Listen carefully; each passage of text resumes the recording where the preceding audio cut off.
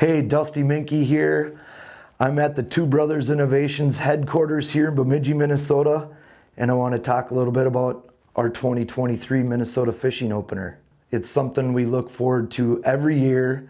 My family about 20 years ago started a tradition called the Minke Opener Walleye Cup, and we go for the biggest walleye, and we started it on the St. Louis River over by Duluth, and about 10 years ago we switched over to Leech Lake, where I currently live. So yeah, it's been a great tradition. We have a big cup. You get your name put on it with the biggest fish and even win a little bit of money.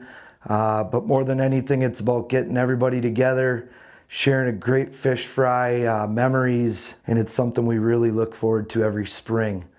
So I wanted to tell you what a few of my favorite ways of fishing here on Leech Lake in northern Minnesota. Over all the years, I truly think you can narrow it down to really one rod, but if you wanted to try this other technique, I'll show you here what I'm talking about. So probably the only rod I need in my boat is this Elliott 6'9". I like the fast tip, and I got 6 or 8 pound mono on here. And then my favorite jig in the world for spot-tailed shiners is an 1/8 ounce Northland stand-up jig. It's just tough to beat here in northern Minnesota where there's a spot-tail shiner spawn.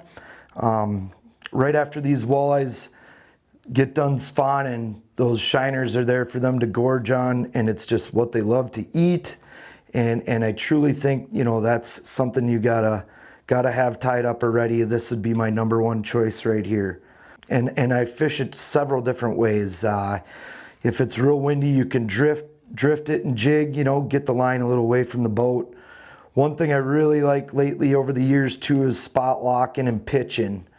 Once I mark the fish on side scan, you kind of get away from them, hit spot lock, try to pitch about 60-80 feet away from the boat, work it back to the boat, and that seems to work great. Or on some calm days, what I'll do is I'll cast this rig out behind the boat, you know, 60-80 yards, and troll it around. You know, just pop it or keep it kind of slow, but just get that jig away from the boat. Our clear water lakes up here, those fish tend to spook from the boat, so the further you get this jig and minnow set up away from the boat, the better the chances you are catching more fish.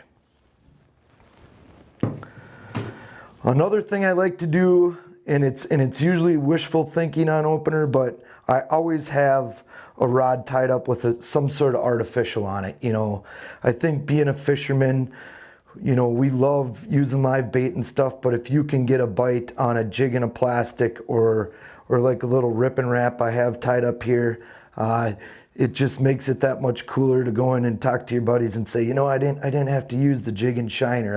I got them on this rip and wrap, or I got them on this jig and plastic. So one thing that I've had some good luck with over the years is I just have a little rip and wrap set up there. And this is on a extra fast with the new performance handle. Elliott came out with this new performance handle. It feels great on the hand. Like I said, I like an extra fast tip, whether it's on my jigging or on like a jig and plastic, or like I have set up here on a rip and wrap setup. So I like to pitch this out, work it back in. Typically in the spring with the cold water, this is a cold water lure that got popular on, you know, on the Great Lakes and stuff like that early spring. But it's surprising how well it works too on some of our lakes. And in this color, it looks like a shiner. The profile on this one's a lot smaller.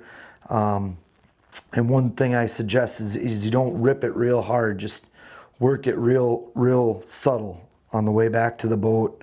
And it seems to catch some fish. So mix that artificial in this spring. Have your live bait rods ready. But yeah, give that a try. Even maybe try like a jig and a plastic. And that should put some fish in the boat for you this year.